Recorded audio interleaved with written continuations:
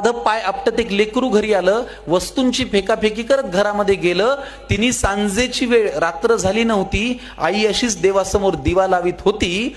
जगासमोर जे चालत नव्हतं ते घरामध्ये मध्ये मात्र चाललं.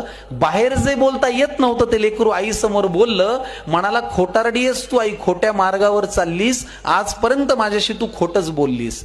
आशीर्वाद देताना काय म्हणतेस की माझं काहीच अडणार नाही आणि माझ्या बाबतीत कधीच काही वाईट मुळी घडणार नाही.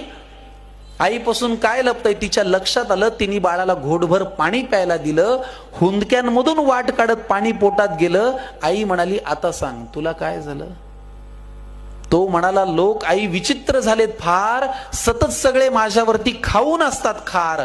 त्यांच्या त्या अशांत अस्वस्थ नजरा मला कळतात, जाणवतं मला माझ्यावरती ते खूप खूप जळतात.